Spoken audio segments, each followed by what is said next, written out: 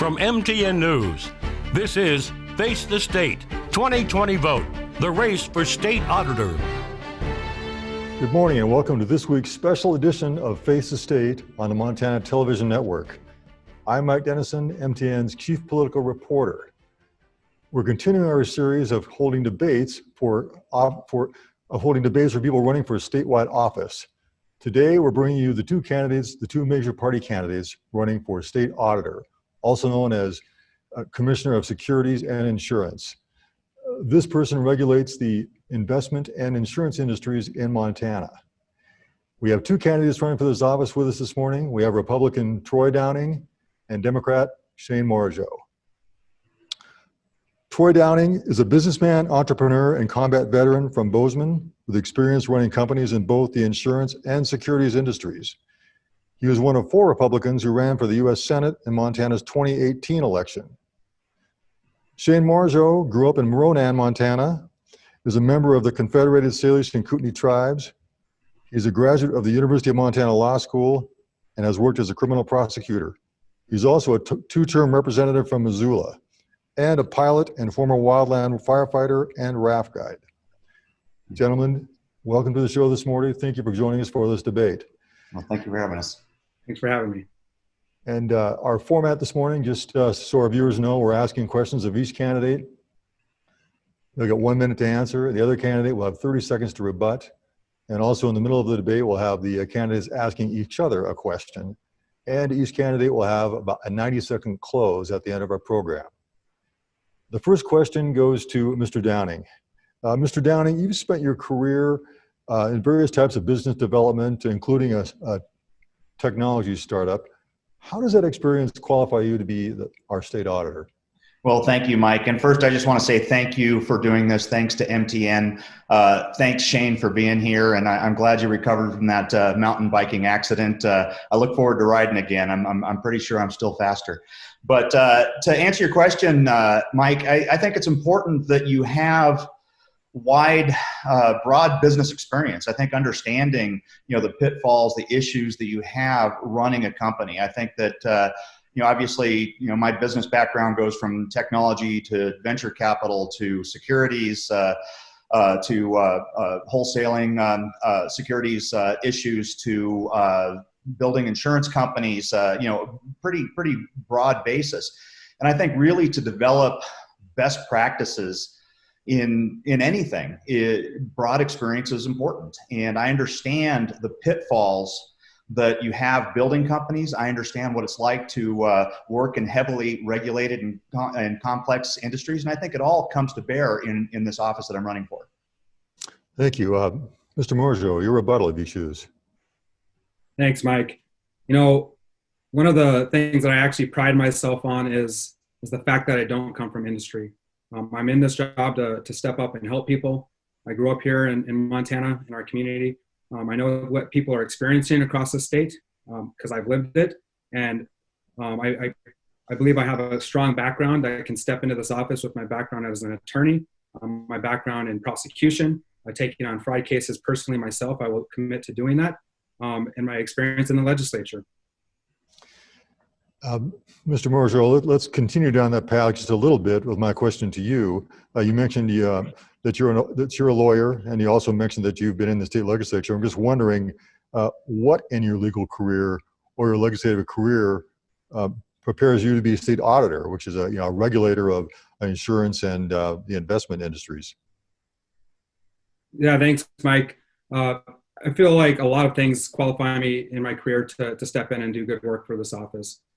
First off, you mentioned my legislative work. I've been a legislator. I worked in the legislature for over 2 terms. I worked on issues when we have tight budgets. I've been personally involved in those types of issues. I've worked on legislation, bipartisan legislation, where I've worked across the aisle, and I've been able to find common ground on common sense issues in the legislature. I'm proud of my record there. We stepped up and we did a package of bills last session to protect victims of child sex abuse. But I've also worked on a lot of issues that have actually directly lowered insurance rates in Montana.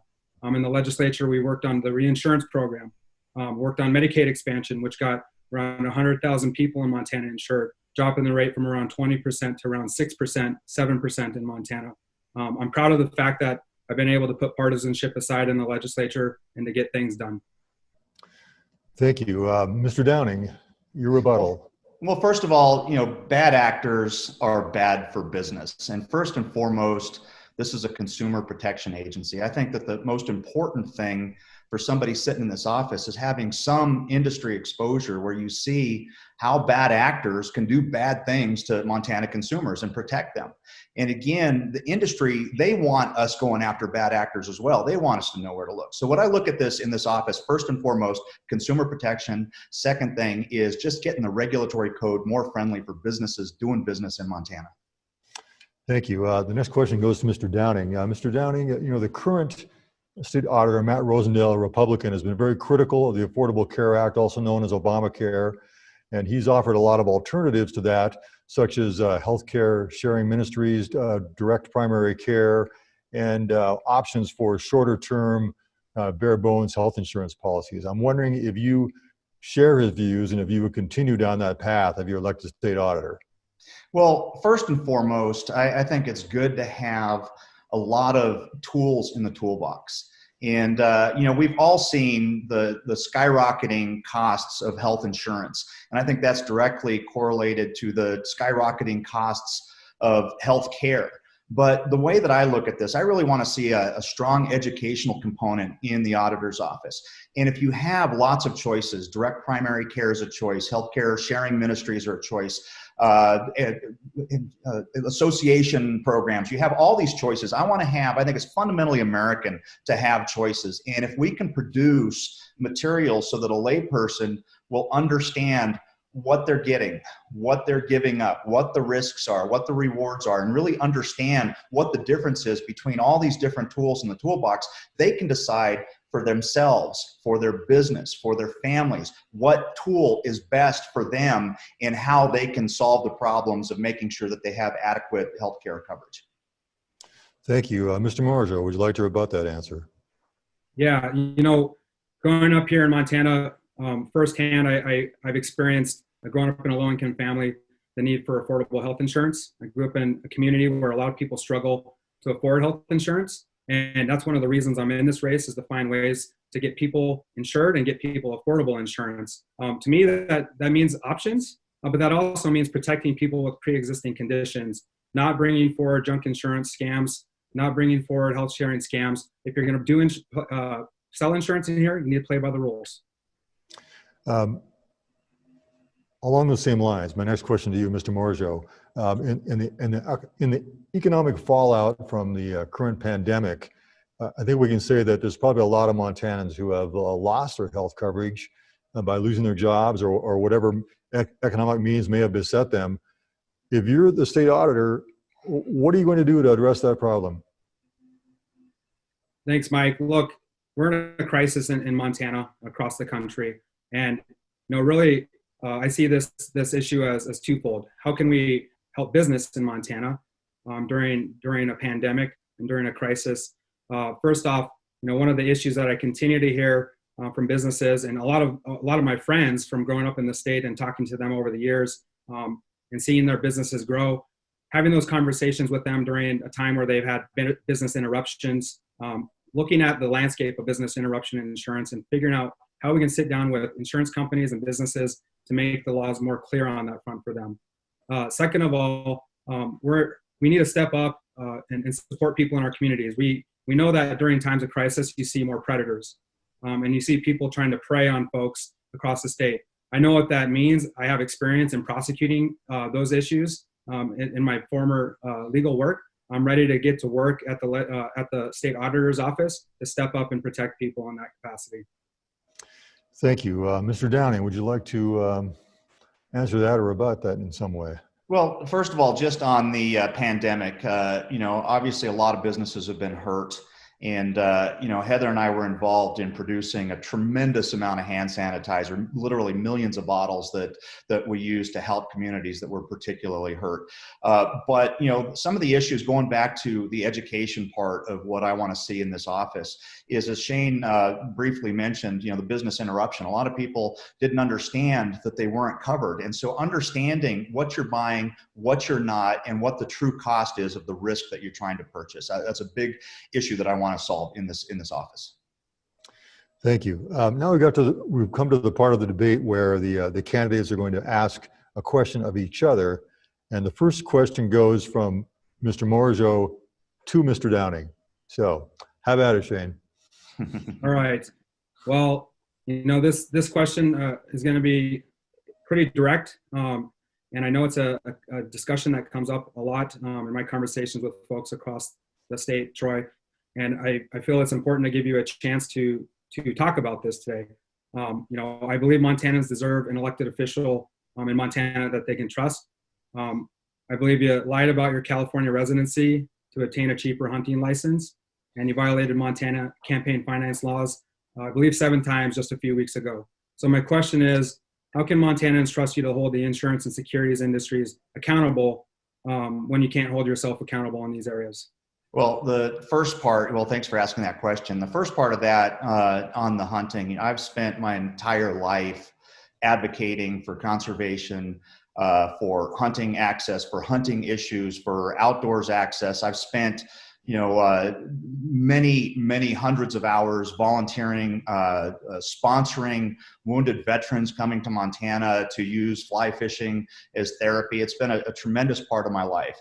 And I think that when I was hit on this, the only thing that really got to me was they were holding me to a standard that was not reasonable, I believe, for any Montanan.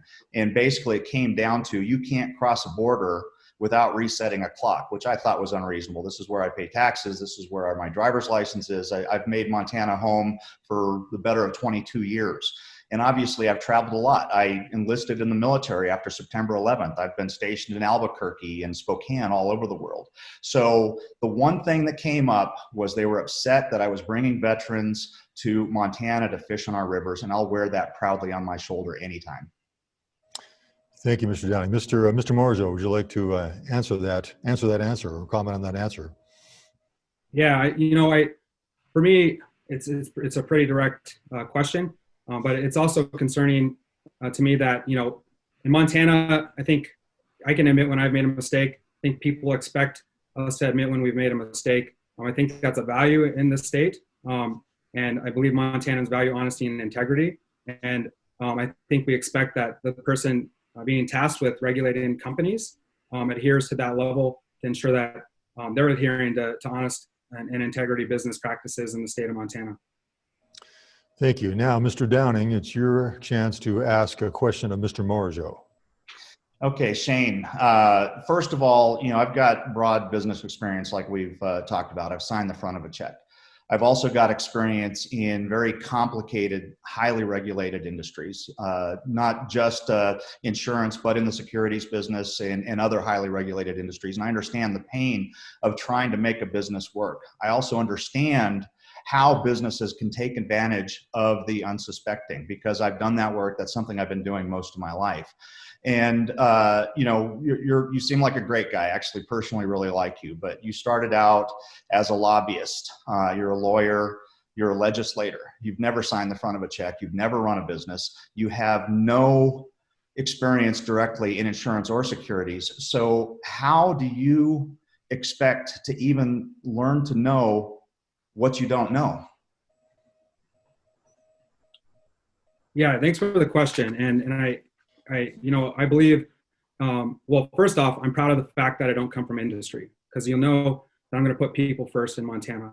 I'm going to step up and do the work I've done in working bipartisan across the aisle, finding common ground on common sense issues, such as I did in the legislature. I think I have a record of showing that I can get things done, that I can personally work on issues that lower insurance rates in Montana.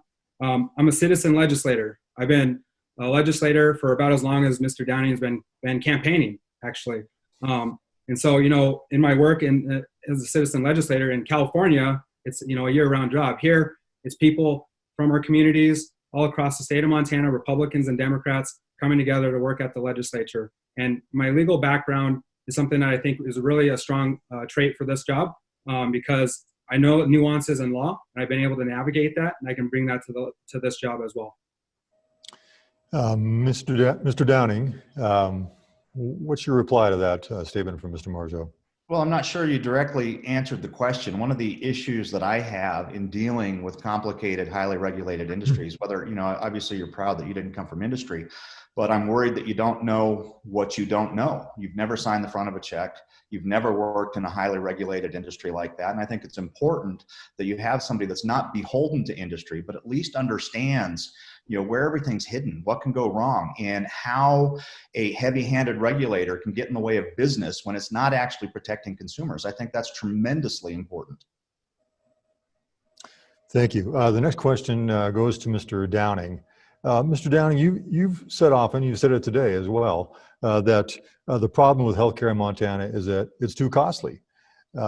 What state auditor will you do to address that problem? Well, one of the things that I want to do is I want to start pushing transparency in all things government. I think if people understand where their money's going, they understand the 30+% of their money going into pharmacy benefit managers. I know there's been legislation pushing for transparency in the past. I believe that there's some flaws, but I think pushing for transparency in hospital billing practice is important. Pushing for transparency in pharmacy benefit managers is important. I think that just getting back to a provider-patient relationship that we seem to have lost in the modern world. I grew up in a poor family. My mom was a checker in a grocery store. When I was a little kid, she would take me to the doctor if I had an issue. When we walked out, she'd get out her checkbook and write a check, because that doctor had a relationship with my mother and was priced for that community. And I think that there's a lot of tools out there that can get us back to that issue of that actual direct patient-provider relationship. Thank you. Mr. Marzo, what do you think of that answer and this problem of addressing the cost of healthcare in Montana? Yeah, growing up in my community, I've seen firsthand the need for folks to have access to more affordable products in the state of Montana. I think competition, bringing more competition in to bring prices down is one way. Transparency is another way, and I'll take it one more level. I'll bring a package of bills to bring transparency to cost and insurance. If you can go into the grocery store and you can look at the prices of bread and bologna and all those sorts of things, you should be able to go to the doctor and know what you're going to be on the hook for as well. Thank you. The next question goes to Mr. Marzo. Mr. Marzo, as you know, the state auditor is one of 5 offices that sits on the state land board, making decisions about land policy and the ownership of the state land and the school trust lands. And part of his duty is to manage these lands to maximize income and return on the value of those lands and that trust. How should we best do that as a state? Any changes you would suggest in how those lands are managed for that goal? Thanks, Mike. Public lands are critically important to me. I grew up in a family where, hunting and fishing is how we survived. It was sustenance and subsistence for us. I also grew up as a product of our public school system, so I know how important our state lands are for school trust beneficiaries. And I know how important they also are living and growing up with farm agriculture and crops around me. I know how important it is to landowners and those industries in the state of Montana. And I know that we need to balance all of those to ensure that we're supporting all of Montana. But the first and foremost thing I want to adhere to is the constitutional mandate to raise funds for our school trust beneficiaries. That's number one. Number two is finding a way to balance all of those approaches with, grazing, logging, all of the other industries in agriculture, farmers and ranchers, to do everything we can to support them and our outdoor recreation economy and outdoorsmen and women across the state. Thank you. Mr. Downing, what are your views on Mr. Marzo's answer and the land board as well? Well, first of all, I'm glad that he's finally given a comprehensive answer. It's always been just about a one issue thing of access to public lands, which we all care about. That all hits us, straight in the chest. But yes, I believe in multiple use and sustained yield. Those lands were set aside to fund public education. So multiple use means multiple use, not my use, your use. Let's look at it. What do we need to preserve? Where are access issues important? Where can we log? Where can we graze? Where can we work with industry to really float, the backbone of the Montana economy? And the second thing is sustained yield. Let's do it in a way that we don't deplete the assets and we can do it forever. Thank you. I'm going to shift gears a little bit here. Mr. Downing, this question goes to you. Just last week, we had some somewhat national state news breaking about the Republican Party and the Trump administration filing suit here in Montana to block all mail ballots, which have been allowed by the governor and chosen by county election officials. I'm wondering, as you as a Republican candidate, are you supportive of this effort to stop all mail ballots in Montana? Well, this is, thanks for that question. This has been an interesting topic that's been going on. And I look at what we saw with just record turnout in our primary here, which was interesting. But I also hear the concerns. I think, well, some of it is just about, traditional. We've for, a couple of 100 years been walking into our polling place and voting for the candidates we supported. And taking that away is obviously a big concern. I think there's some issues that people have raised about ballot harvesting, about there being issues of it not being fair or complete, just sending ballots to everybody that's registered. But I'm all for having a true democratic vote where everybody has the chance to cast their ballot for what or whom they support. I think that we need to look at this very closely and figure out ways that we can prevent any kind of fraud, prevent it from being misused. But in Montana, I think we're already pretty highly mail-in voters already. But I do think we need to look closely and make sure that there's no fraud. Thank you. Mr. Marzo, what do you think of Mr. Downing's response and also this effort to stop all mail ballots in Montana?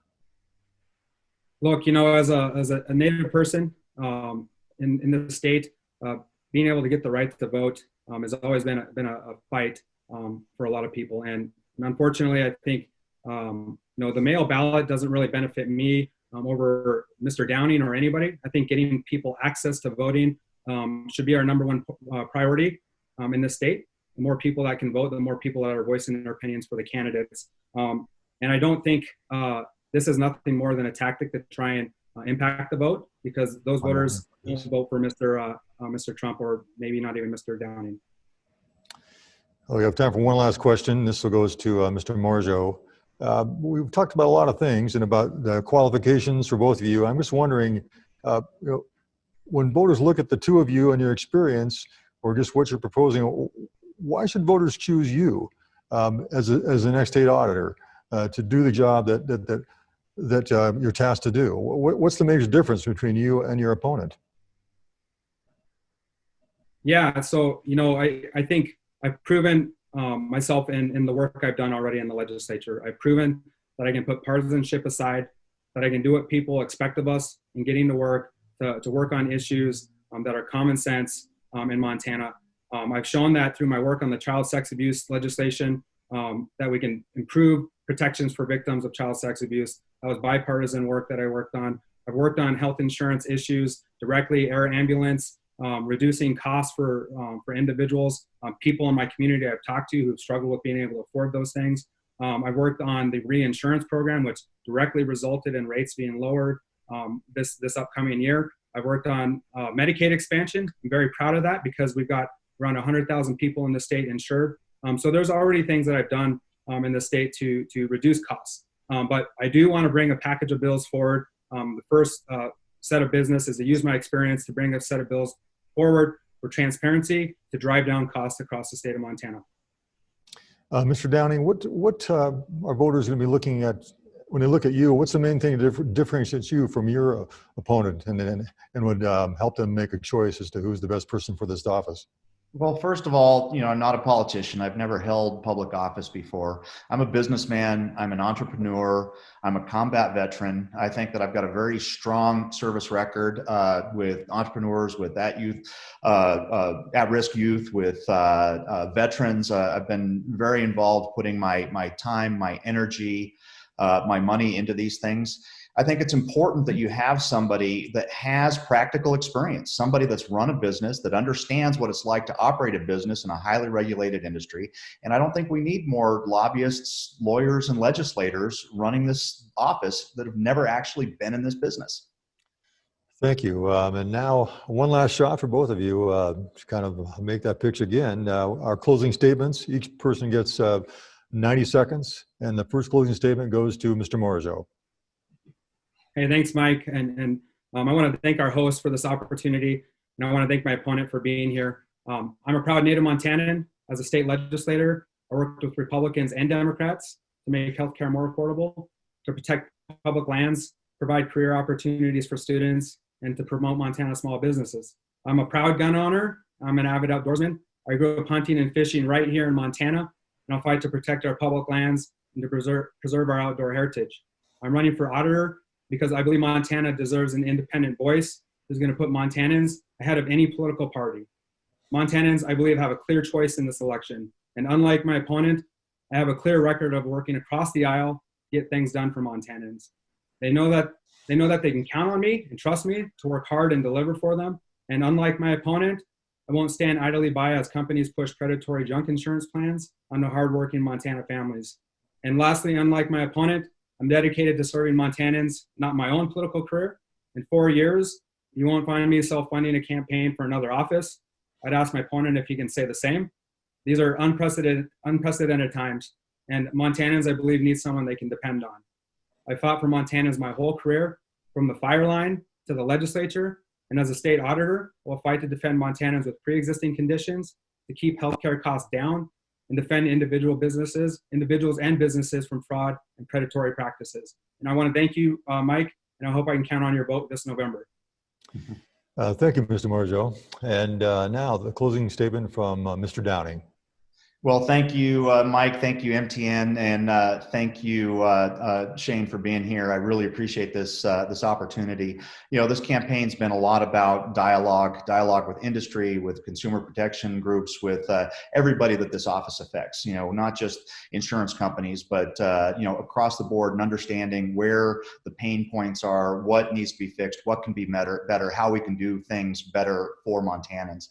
And to the direct statement that Shane made. I take a chapter. We had the saying in the Air Force, service before self. This is about service. This is another opportunity to serve. And I think I've really proven that I have a strong track record of service. And I plan on continuing to serve Montanans. I'm running for this office because I'm excited about it. I'm excited because I have something to give, because I've seen how bad actors can take advantage of the unsuspecting. I've seen the pitfalls in both the securities and in the insurance industry. I've also seen how a heavy-handed regulatory environment can get in the way of businesses just doing business.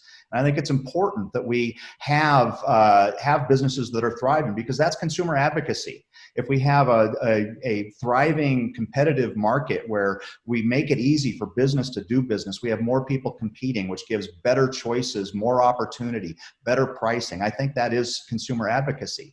And I think that somebody coming into this office who's never been in business, who's never been involved in a regulated industry, will have no idea where to even start. So I'm Troy Downing. I'd really appreciate to keep the dialogue going, and I'd appreciate your vote. Thank you, Mike, and thank you, Shane. Thank you. I'd like to thank both of the candidates for joining us this morning on MTN. You've been listening to the debate for the candidates from State Auditor, Republican Troy Downing, and Democrat Shane Marzo. I'm Mike Dennison for MTN. Please join me next week when we'll have a debate between the candidates running for Secretary of State. See you then.